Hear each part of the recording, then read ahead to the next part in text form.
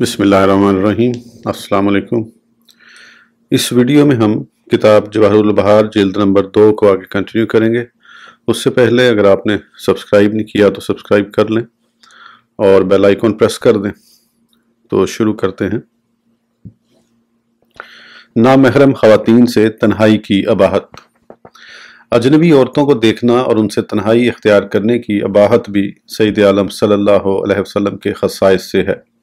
امام بخاری قدس سرہ حضرت خالد بن ذکوان رضی اللہ عنہ سے راوی کہ انہوں نے فرمایا حضرت معوذ بن حجر ارضی رضی اللہ عنہ کی صاحبزادی حضرت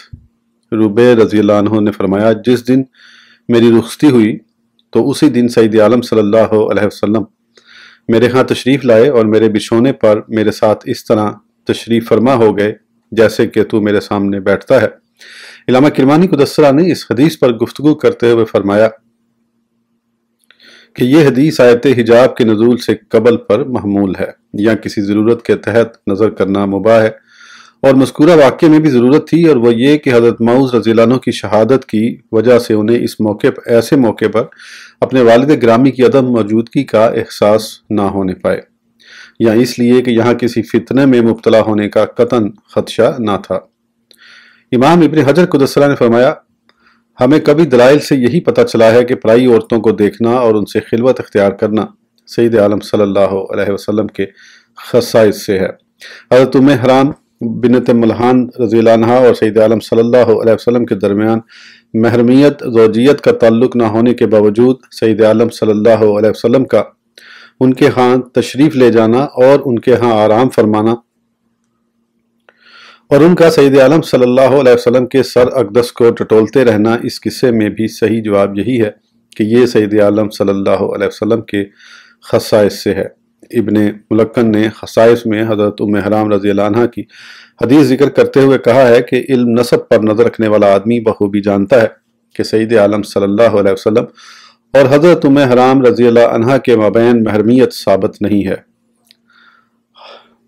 حافظ و میاتی قدس سرہ نے بھی اسی طرح کی وضاحت کرتے ہوئے فرمایا ہے کہ سید عالم صلی اللہ علیہ وسلم کا حضرت ام حرام رضی اللہ عنہ کو دیکھنا اور ان کے ساتھ خلوت اختیار کرنا یہ ان کی اور ان کی ہمشیرہ حضرت ام سلیم رضی اللہ عنہ کی خصوصیت ہے۔ محاکمہ سیوطی قدس سرہ حضرت ام سلیم کے اصلی نام میں آرا۔ امام سیوطی قدس سرہ نے فرمایا میں کہتا ہوں حضرت الامام قاضی ایاز قدس سرہ کی شفا شریف کے حاشیہ میں علامہ شمنی قدس سرہ نے نقل فرمایا ہے کہ حضرت انس رضی اللہ عنہ بن مالک کی والدہ محترمہ حضرت ام سلیم رضی اللہ عنہ جن کا اصل اسم گرامی سہلہ ہے اور بعض نے رومیلہ، بعض نے انیسہ، بعض نے ملیکہ، بعض نے رومیسہ اور بعض نے غمیسہ بھی بتایا ہے، اور ان کی ہمشیرہ حضرت ام حرام رضی اللہ عنہ سید عالم صلی اللہ علیہ وسلم کی رضائی خالہ ہیں، لہذا اس بنا پر سید عالم صلی اللہ علیہ وسلم کے ساتھ ان کی محرمیت واضح ہے۔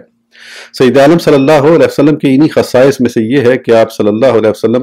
جس بھی عورت سے اس کی اور اس کے آباء و اجداد کی مرضی لیے بغیر جس بھی آدمی کا نکاح چاہیں فرما سکتے ہیں، جیسا کہ اللہ جل اسمہ نے فرمایا وَمَا كَانَ لِمُؤْمِنٍ وَلَمُؤْمِنَاتٍ إِذَا قَضَى اللَّهُ وَرَسُولُهُ أَمْرًا أَن يَكُونَ لَهُمُ الْخِيَرَةُ مِنْ أَمْرِهِمْ، اور نہ کسی مسلمان مرد نہ مسلمان عورت کو پہنچتا ہے کہ جب اللہ جل جلالہ اور رسول صلی اللہ علیہ وسلم کچھ حکم فرما دیں تو انہیں اپنے معاملے کا کچھ اختیار رہے۔ امام بیہقی قدس سرہ نے اسی باب میں اپنی سنن میں النبی اولی بالمؤمنین من انفسہم، یہ نبی مسلمانوں کا ان کی جان سے زیادہ مالک ہے کو بھی ذکر فرمایا ہے۔ امام بخاری قدس سرہ حضرت ابو ہریرہ رضی اللہ عنہ سے راوی کہ سید عالم صلی اللہ علیہ وسلم نے فرمایا میں دنیا اور آخرہ میں ہر مومن کی جان سے بھی زیادہ قریب ہوں۔ امام بخاری و مسلم قدس رحمہ حضرت سہل بن سعد رضی اللہ عنہ سے راوی کہ آپ رضی اللہ عنہ نے فرمایا ایک خاتون نے سید عالم صلی اللہ علیہ وسلم کی خدمت اقدس میں حاضر ہو کر اپنا آپ سید عالم صلی اللہ علیہ وسلم کی خدمت میں بغرض عقد پیش کیا تو سید عالم صلی اللہ علیہ وسلم نے فرمایا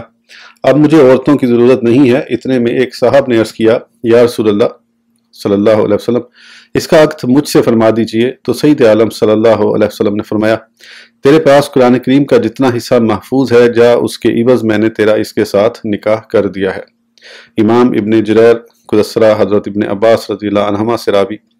کہ حضور سید عالم نے اپنے متبنہ حضرت زید بن حارث رضی اللہ عنہ کے لیے حضرت زینب بنت حجش رضی اللہ عنہ کی خواستگاری فرمائی، مگر حضرت زینب رضی اللہ عنہ نے فرمایا میں ان سے نکاح نہ کروں گی۔ سید عالم اور ان کے مابین یہی گفتگو جاری تھی کہ اسی اثنا میں اللہ جل مجدہ نے اپنے رسول محتشم صلی اللہ علیہ وسلم پر یہ آیت مبارکہ وَمَا كَانَ لِلْمُؤْمِنِينَ وَلَا مُؤْمِنَاتٍ اور نہ کسی مسلمان مرد اور کسی مسلمان عورت کو پہنچتا ہے نازل فرما دی تو حضرت زینب رضی اللہ عنہ نے عرض کیا یا رسول اللہ صلی اللہ علیہ وسلم میں نے اس کے لیے اپنے آپ کو راضی کر لیا ہے تو سید عالم صلی اللہ علیہ وسلم نے فرمایا ٹھیک ہے۔ پھر حضرت زینب رضی اللہ عنہ نے فرمایا میں اللہ جل مجدہ اور اس کے رسول کریم صلی اللہ علیہ وسلم کی نافرمانی نہ کروں گی۔ علامہ ابن سعد قدسرہ نے حضرت محمد بن کعب قرظی رضی اللہ عنہ سے روایت کیا کہ حضرت عبداللہ ذوالجبادین رضی اللہ عنہ نے ایک عورت کی خواستگاری کی مگر انہوں نے آپ کی پیشکش ٹھکرا دی اور ان سے شادی نہ کی۔ پھر حضرت امیر المومنین ابو بکر صدیق رضی اللہ عنہ اور حضرت ام المومنین امیر المومنین عمر فاروق رضی اللہ عنہ نے بھی حضرت عبداللہ رضی اللہ عنہ کی سفارش فرماتے ہوئے ان سے پوچھا مگر انہوں نے پھر بھی انکار ہی کیا۔ ہوتے ہوتے یہ خبر سید عالم صلی اللہ علیہ وسلم تک جا پہنچی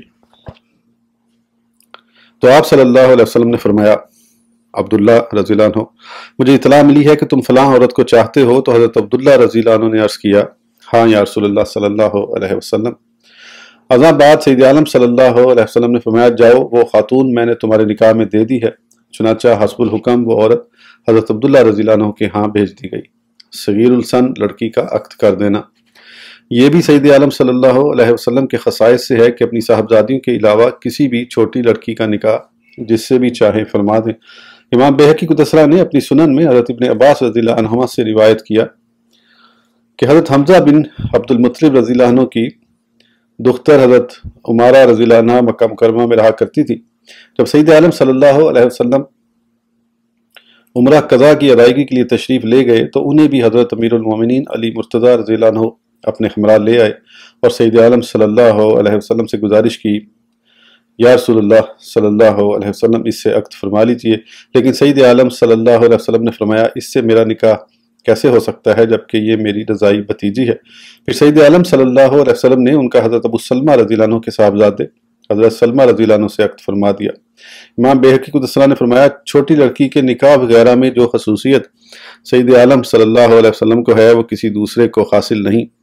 یہی وجہ ہے کہ حضرت عمارہ رضی اللہ عنہ کے متولی نکاح سید عالم صلی اللہ علیہ وسلم ہی تھے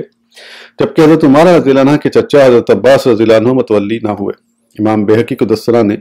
اپنی سنن میں حضرت سلمہ بن ابی سلمہ رضی اللہ عنہ سے روایت کیا کہ جب حضور سید عالم صلی اللہ علیہ وسلم نے حضرت ام سلمہ رضی اللہ عنہ کی خواستگاری فرمائی تو موصوفہ نے عرض کیا میں عقد کیسے کر سکتی ہوں جبکہ میرے اولیاء میں سے یہاں کوئی بھی موجود نہیں ہے؟ تو سید عالم صلی اللہ علیہ وسلم نے فرمایا اپنے لڑکے سے کہہ دو کہ تمہارا نکاح کر دے۔ چنانچہ آپ رضی اللہ عنہ کے صاحبزادے نے آپ کا سید عالم صلی اللہ علیہ وسلم سے نکاح کر دیا جبکہ آپ کے صاحبزادے ابھی کم سن اور نابالغ تھے۔ امام بیہقی قدسرہ نے فرمایا نکاح کے باب میں جتنی گنجائش سید عالم صلی اللہ علیہ وسلم کے لیے ہے کسی اور کے لیے اتنی نہیں ہے۔ ایک وجہ کے مطابق جس طرح سید عالم صلی اللہ علیہ وسلم کے ازواج کی تعداد میں انحصار نہیں ہے یوں ہی سید عالم صلی اللہ علیہ وسلم کے خصائص سے یہ بھی ہے کہ آپ صلی اللہ علیہ وسلم کی طلاق 3 عدد پر موقوف نہیں ہے۔ اس بنا پر اگر فرض کیا جائے کہ سید عالم صلی اللہ علیہ وسلم اپنی کسی بیوی کو 3 طلاقیں دے دیتے ہیں تو پھر دیکھنا یہ ہے کہ آیا وہ بیوی بغیر حلالہ کے آپ صلی اللہ علیہ وسلم کے لیے حلال ہے یا نہیں۔ اس بارے میں 2 وجہ مروی ہیں۔ ایک وجہ یہ ہے کہ ہاں بلا تحلیل سید عالم صلی اللہ علیہ وسلم اس سے دوبارہ عقد فرما سکتے ہیں کیونکہ یہ سید عالم صلی اللہ علیہ وسلم کے خصائص سے ہے کہ بعد از مفارقت بھی آپ صلی اللہ علیہ وسلم کی بیوی دوسروں پر حرام ہی رہتی ہے، اور دوسری وجہ یہ ہے کہ ایسی عورت کبھی بھی آپ صلی اللہ علیہ وسلم کے لیے حلال نہیں رہتی۔ سید عالم صلی اللہ علیہ وسلم کے انہی خصائص میں سے یہ ہے کہ آپ صلی اللہ علیہ وسلم نے اپنی کنیز حضرت ماریہ رضی اللہ عنہ کو اپنے پر حرام کر لیا تھا مگر وہ پھر بھی آپ صلی اللہ علیہ وسلم پر حرام نہ ہوئی۔ امام مقاتل قدسرہ نے فرمایا سید عالم صلی اللہ علیہ وسلم کے اس فعل پر کسی قسم کا کفارہ لازم نہ آئے گا کیونکہ آپ صلی اللہ علیہ وسلم جرائم سے معصوم ہیں، جبکہ کوئی امتی اگر اپنی لونڈی کو اپنے پر حرام کرے تو اس پر کفارہ فرض ہے۔ سید عالم صلی اللہ علیہ وسلم کے انہی خصائص میں سے یہ ہے کہ آپ صلی اللہ علیہ وسلم نے امت کی طرف سے قربانی فرمائی ہے، اور کسی کے لیے دوسرے کی طرف سے اس کی بلا اجازت قربانی کرنا جائز نہیں ہے۔ امام حاکم قدس سرہ نے حضرت ابو سعید خدری رضی اللہ عنہ سے روایت کیا کہ سید عالم صلی اللہ علیہ وسلم نے عیدگاہ میں سینگوں والا ایک مینڈا ذبح فرما کر پھر فرمایا، اے اللہ جل مجدہ، یہ قربانی میری طرف سے اور میری امت سے قربانی کی استطاعت نہ رکھنے والے کی طرف سے ہے۔ حاکم قدس سرہ نے حضرت ام المومنین عائشہ رضی اللہ عنہا اور حضرت ابو ہریرہ رضی اللہ عنہ سے روایت کیا کہ سید عالم صلی اللہ علیہ وسلم نے قربانی کے لیے 2 مینڈے حاصل فرما کر ان میں سے ایک کو ذبح فرمانے کے بعد فرمایا، اے اللہ، یہ محمد صلی اللہ علیہ وسلم اور ان کی امت کے ہر اس فرد کی طرف سے ہے جس نے تیری توحید اور میری رسالت کی گواہی دی۔ امام حاکم قدس سرہ نے اس روایت کی تصحیح کرتے ہوئے حضرت امام علی بن حسین رضی اللہ عنہما سے لِكُلِّ أُمَّةٍ جَعَلْنَا مَنْسَكًا هُمْ نَاسِكُوهُ، ہر امت کے لیے ہم نے عبادت کے قاعدے بنا دیے کہ وہ ان پر چلے۔ کی تفسیر میں روایت کیا کہ ہر امت کے لیے قربانی ہے جسے انہوں نے ذبح کیا۔ حضرت ابو رافع رضی اللہ عنہ نے مجھے بتایا کہ جب عید قربان آتی تو سید عالم صلی اللہ علیہ وسلم چتکبرے سینگوں والے 2 موٹے تازے مینڈے خریدتے تھے، پھر خطبہ اور نماز سے فراغت کے بعد ان میں سے ایک کو ذبح فرماتے اور فرمایا کرتے تھے،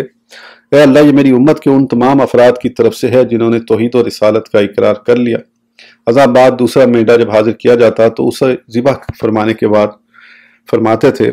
اے اللہ، یہ محمد صلی اللہ علیہ وسلم اور آل محمد صلی اللہ علیہ وسلم کی طرف سے ہے۔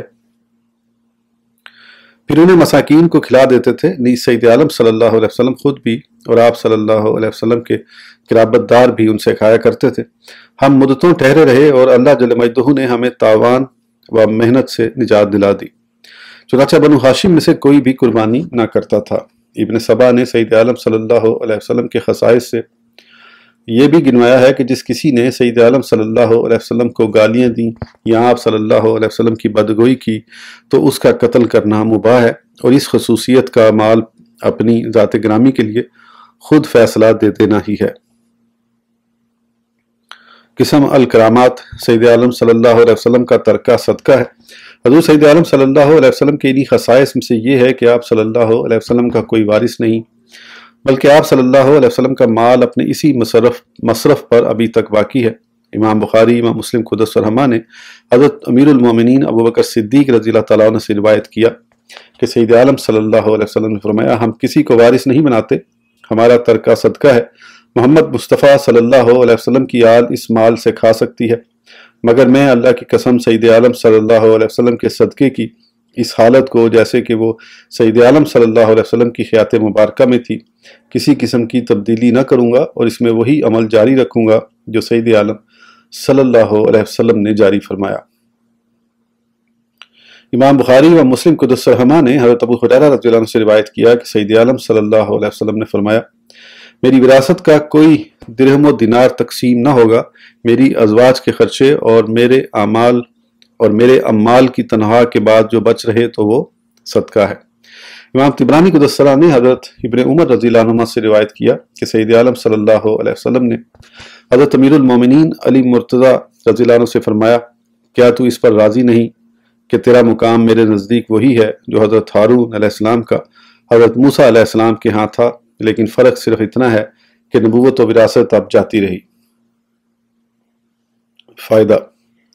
قاضی ایاز قدس سرہ نے حضرت خواجہ حسن بصری رضی اللہ عنہ سے حکایت بیان کی کہ حضرت حسن بصری رضی اللہ عنہ نے فرمایا، یہ خصوصیت صرف ہمارے نبی مکرم صلی اللہ علیہ وسلم ہی کی ہے، جبکہ دوسرے انبیاء علیہ السلام میں یہ خصوصیت نہیں پائی جاتی، کیونکہ ان کا ورثہ چلتا رہتا ہے، جیسا کہ اللہ جل مجدہ نے فرمایا۔ وَوَارِثَ سُلَيْمَانُ داؤد، اور سلیمان علیہ السلام داؤد علیہ السلام کا جانشین ہوا، اور حضرت زکریا علیہ السلام کا یہ فرمانا کہ فَحَبْ لِي مِن لَدُنْكَ وَلِيًّا يَرِثُونِي وَيَرِثُ مِنْ آلِ یعقوب، تو مجھے اپنے پاس سے کوئی ایسا دے ڈال جو میرا کام اٹھا لے، وہ میرا جانشین ہو اور اولاد یعقوب کا وارث ہو۔ محاکمہ سیوطی قدس سرہ، قاضی ایاز قدس سرہ کی روایت کردہ حکایت کی تقدیر پر سید عالم صلی اللہ علیہ وسلم کی یہ خصوصیت پھر ان خصائص سے شمار ہوگی کہ جن کی بنا پر آپ صلی اللہ علیہ وسلم دوسرے انبیاء کرام علیہ السلام سے امتیازی حیثیت اور انفرادیت کے حامل ہیں، مگر صحیح وہی ہے جس پر تمام علماء کا اتفاق چلا رہا ہے کہ اس خصوصیت میں سبھی انبیاء کرام علیہ السلام برابر ہیں۔ اس کی دلیل وہ حدیث شریف ہے جسے امام نسائی قدس السلام نے حضرت زبیر رضی اللہ عنہ سے مرفوعاً روایت کیا کہ سید عالم صلی اللہ علیہ وسلم نے فرمایا، ہم نبیوں علیہ السلام کی جماعت ہیں، ہم کسی کو اپنا وارث نہیں بناتے۔ رہا مذکورہ دونوں آیتوں کا مطلب، تو اس کا جواب یہ ہے کہ دونوں آیتوں میں ارث سے مراد ارث نبوت و علم ہے۔ دلیل ثانی امام ابن ماجہ قدس السلام نے حضرت ابو درداء رضی اللہ عنہ سے روایت کیا کہ انہوں نے فرمایا، میں نے سید عالم صلی اللہ علیہ وسلم کو فرماتے ہوئے سنا ہے کہ آپ صلی اللہ علیہ وسلم نے فرمایا، علماء انبیاء کرام علیہ السلام کے وارث ہیں۔ ہاں، انبیاء کرام علیہ السلام کے درہم و دینار کا کوئی وارث نہیں ہوتا، ان کی وراثت اگر ہوتی ہے تو صرف علم میں ہوتی ہے، لہذا جس نے علم حاصل کر لیا تو اس نے ان کی وراثت کا کثیر حصہ پا لیا۔ انبیاء علیہ السلام کے وارث نہ ہونے کی وجہ الحکمہ میں مذکور ہے کہ حضرات انبیاء علیہ السلام کے وارث نہ ہونے کی چند وجوہ ہیں۔ پہلی وجہ یہ ہے تاکہ ان کا قرابت دار وارث کی خاطر ان کی وفات کی آرزو میں نہ لگا رہے جو خود اس کی ہلاکت کا موجب ہے۔ دوسری وجہ یہ ہے کہ ان کے بارے میں کوئی یہ گمان نہ کر سکے کہ ان کی رغبت دنیا میں ہے، اور نہ ہی اس شبے کی گنجائش باقی رہے کہ یہ اپنے ورثہ کے لیے مال اکٹھا کرتے ہیں۔ تیسری وجہ یہ ہے کہ یہ زندہ ہوتے ہیں اور زندہ کی وراثت نہیں ہوتی، اسی لیے امام الحرمین قدس سرہ کا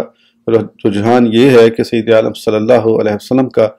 مال بدستور آپ صلی اللہ علیہ وسلم کی ملکیت میں ہے، جو آپ صلی اللہ علیہ وسلم کے اہل و عیال اور خدام پر خرچ ہوتا رہے گا، اور اس کا مصرف وہی ہے جو آپ صلی اللہ علیہ وسلم کی حیات مبارکہ میں تھا۔ امام نووی اور دوسرے ائمہ نے اس کو ترجیح دی ہے۔ اب اس مال سے آپ صلی اللہ علیہ وسلم کی ملکیت ختم ہو چکی ہے، اور وہ مال اب تمام مسلمانوں پر صدقہ ہے، صرف آپ صلی اللہ علیہ وسلم کے ورثہ کے ساتھ مختص نہیں ہے۔ بعض ائمہ نے یہاں ایک اور خصوصیت بیان فرمائی ہے، وہ یہ کہ سید عالم صلی اللہ علیہ وسلم کے لیے اپنی وفات شریف کے بعد اپنے تمام مال کا صدقہ کی وصیت کر دینا مباح ہے، جبکہ امت کے لیے یہ جائز نہیں، انہیں صرف 1/3 مال تصدق کرنے کی اجازت ہے۔ ازواج مطہرات مومنوں کی مائیں ہیں۔ سید عالم صلی اللہ علیہ وسلم کے انہی خصائص سے یہ ہے کہ آپ صلی اللہ علیہ وسلم کی ازواج تمام مومنوں کی مائیں ہیں، یعنی ازواج مطہرات رضی اللہ عنہن نکاح کے حرام ہونے اور ان کی فرما برداری اور ان کے وجوب احترام میں مومنوں کی مائیں ہیں، صرف نظر وغیرہ میں حرمت نہیں ہے۔ اللہ جل مجدہ نے فرمایا، النبی اولا بالمؤمنین من انفسہم وازواجہ امہاتہم، یہ نبی مسلمانوں کا ان کی جان سے زیادہ مالک ہے، اور اس کی بیویاں ان کی مائیں ہیں۔ ترجمہ اور ایک قرأت یوں ہے کہ نبی محترم صلی اللہ علیہ وسلم مومنوں کے باپ ہیں۔ امام بغوی قدس سرہ نے فرمایا، ازواج مطہرات رضی اللہ عنہن صرف مومن مردوں کی مائیں ہیں، مومنہ عورتوں کی مائیں نہیں ہیں، اس لیے کہ ماں ہونے کا مفاد صرف مردوں میں ہی ہو سکتا ہے، جبکہ عورتوں میں اس کا فقدان ہے، اور وہ فائدہ ان سے نکاح کرنا ہے، جیسا کہ امام ابن سعد قدس سرہ اور امام بہقی قدس سرہ نے حضرت ام المومنین عائشہ رضی اللہ عنہ سے روایت کیا کہ ایک خاتون نے آپ رضی اللہ عنہ کو یا امو کہہ کر پکارا، تو آپ رضی اللہ عنہ نے فوراً فرمایا، نہ میں تمہارے مردوں کی تو ماں ہوں، مگر تمہاری عورتوں کی ماں نہیں ہوں۔ امام ابن سعد قدس سرہ نے حضرت ام المومنین ام سلمہ رضی اللہ عنہ سے روایت کیا ہے کہ حضرت ام المومنین رضی اللہ عنہ نے فرمایا، میں تمہارے مردوں اور عورتوں سبھی کی ماں ہوں۔ اس روایت کے مطابق ائمہ کی ایک جماعت کا یہی مذہب ہے کہ زواج مطہرات مومنہ عورتوں کی بھی مائیں ہیں، کیونکہ احترام و تعظیم کا مفاد عورتوں میں بھی اسی طرح موجود ہے۔ امام بغوی قدس سرہ نے فرمایا، حرمت و تعظیم کے لحاظ سے سید عالم صلی اللہ علیہ وسلم سب عورتوں اور مردوں کے والد ہیں۔ روبرو ازواج مطہرات سے سوال کرنے کی حرمت سید عالم صلی اللہ علیہ وسلم کے انہی خصائص سے یہ ہے کہ آپ صلی اللہ علیہ وسلم کی ازواج مطہرات کے ڈھانچوں کو کپڑوں میں لپٹا ہوا ہونے کے باوجود دیکھنا حرام ہے، اور ان سے روبرو پوچھنا یا کوئی شے مانگنا حرام ہے۔ وَإِذَا سَأَلْتُمُوهُنَّ مَتَاعًا فَاسْأَلُوهُنَّ مِنْ وَرَاءِ حِجَابٍ، اور جب تم ان سے برتنے کی کوئی چیز مانگو تو پردے کے باہر سے مانگو۔ امام رافعی و امام بغوی قدس سرہما کی پیروی کرتے ہوئے امام نووی قدس سرہ نے روضہ میں فرمایا کہ مذکورہ آیت کا مطلب یہ ہے کہ ازواج مطہرات رضی اللہ عنہن سے بلا پردہ سوال کرنا کسی کے لیے بھی جائز نہیں، جبکہ ان کے علاوہ دوسری عورتوں سے بالمشافہ سوال کرنا جائز ہے۔ امام نووی اور قاضی ایاز قدس الرحمہ نے شرح مسلم میں فرمایا کہ یہ بلا اتفاق ازواج مطہرات رضی اللہ عنہن کی خصوصیت ہے کہ ان کے لیے چہرہ اور خطوں کا چھپانا بھی فرض ہے، اسی لیے ان کے لیے گواہی وغیرہ میں ان کا ظاہر کرنا جائز نہیں، اور نہ ہی ان کا اپنے کالبد کو واضح کرنا جائز ہے، اگرچہ کپڑوں کے اندر لپٹی ہی کیوں نہ ہو، البتہ ضروری حاجت کے لیے ان کا خروج جائز ہے۔ یہی وجہ ہے کہ یہ لوگوں کو مسائل بتانے کے لیے پس پردہ تشریف فرما ہوا کرتی تھی، اور جب کہیں نکلنا ہوتا تھا تو اس طرح تشریف لے جاتی تھی کہ پردے میں ان کے کالبد چھپے ہوئے ہوتے تھے۔ یہی وجہ تھی کہ جب حضرت ام المومنین زینب رضی اللہ عنہا کا وصال شریف ہوا تو ان کی ناش مبارک پر صحابہ کرام نے قبہ بنا دیا تھا تاکہ ان کا تشخص چھپا رہے۔ امام بخاری قدس سرہ نے حضرت ام المومنین عائشہ رضی اللہ عنہا سے روایت کیا کہ آیت حجاب کے نزول کے بعد حضرت ام المومنین سودا رضی اللہ عنہا اپنی کسی ضرورت کے لیے باہر جا رہی تھیں، اور موصوفہ ایک جسیم خاتون تھی۔ انہیں پہلے سے جاننے والا آدمی فوراً پہچان لیا کرتا تھا کہ امیر المومنین حضرت عمر فاروق رضی اللہ عنہ نے انہیں دیکھ لیا اور فرمایا، سودا رضی اللہ عنہ، واللہ آپ ہم سے چھپی ہوئی نہیں رہ سکتی، دیکھیں تو صحیح آپ باہر کیسے جا رہی ہیں۔ چنانچہ حضرت ام المومنین رضی اللہ عنہ شکر رنجی کے عالم میں وہیں سے لوٹ کر سید عالم صلی اللہ علیہ وسلم کی خدمت میں حاضر ہو گئیں، جبکہ سید عالم صلی اللہ علیہ وسلم اس وقت شام کا کھانا تناول فرماتے ہوئے اپنے دست اقدس میں لی ہوئی ہڈی سے گوشت نوش جان فرما رہے تھے، اور عرض کیا، یا رسول اللہ صلی اللہ علیہ وسلم، میں اپنی کسی غرض سے باہر جا رہی تھی کہ حضرت عمر رضی اللہ عنہ نے مجھ سے یوں کہا ہے۔ یہ عرض ابھی جاری ہی تھی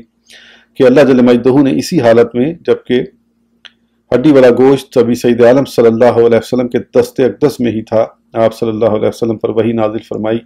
پھر فرمایا، اب تمہیں اپنی ضروری حاجت کے لیے باہر جانے کی اجازت ہے۔ امام ابن سعد قدس سرہ حضرت عبد الرحمن بن عوف رضی اللہ عنہ سے راوی کہ آپ رضی اللہ عنہ نے فرمایا،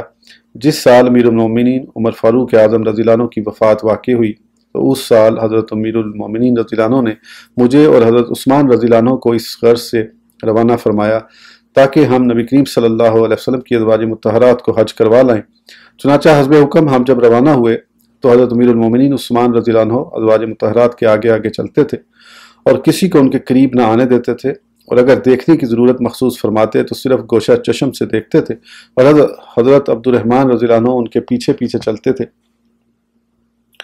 اور حضرت عثمان رضی اللہ عنہ کی طرح ہی تمام آداب بجا لاتے تھے، جبکہ تمام ازواج مطہرات اپنے اپنے کجاہوں میں تشریف فرما تھیں، اور دونوں صاحبان رضی اللہ عنہما جب کہیں ٹھہرنے کا ارادہ فرماتے تو ازواج مطہرات رضی اللہ عنہ کو گھاٹیوں میں اتارتے تھے اور کسی کو ان کے قریب پھٹکنے تک نہ دیتے تھے۔ امام ابن سعد قدس سرہ نے روایت کیا کہ حضرت ام معبد بنت خالد بن خلیفہ رضی اللہ عنہ نے فرمایا، امیر المومنین عمر رضی اللہ عنہ کی خلافت کے وقت میں نے حضرت امیر المومنین عثمان رضی اللہ عنہ اور حضرت عبد الرحمن بن عوف رضی اللہ عنہ کو سید عالم صلی اللہ علیہ وسلم کی ازواج مطہرات کو حج کرواتے ہوئے دیکھا ہے۔ میں نے ان کے کجاوہوں پر سبز ریشمی کپڑے پڑے ہوئے دیکھے ہیں، اور سبھی ازواج مطہرات قافلے سے علیحدہ اکیلے اکیلے چل رہی تھیں، جن کے آگے آگے حضرت امیر المومنین عثمان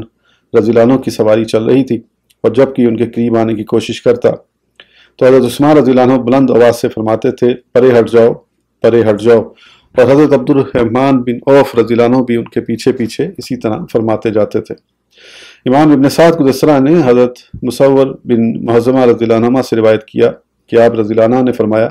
میں نے حضرت امیر المومنین عثمان رضی اللہ عنہ کو دیکھا کہ آپ رضی اللہ عنہ ازواج النبی صلی اللہ علیہ وسلم کے آگے آگے چلتے ہوئے سامنے سے آنے والے لوگوں کو دور کر دیتے تھے، حتیٰ کہ ازواج مطہرات کے گزرنے تک انہیں تا حد نظر دور فرما دیتے تھے۔ آج کی ویڈیو کے لیے اتنا ہی، پھر انشاءاللہ اگلی ویڈیو میں آگے کنٹینیو کریں گے۔ اس وقت تک کے لیے اجازت دیجیے، سبسکرائب کرنا نہ بھولیں۔ اللہ حافظ۔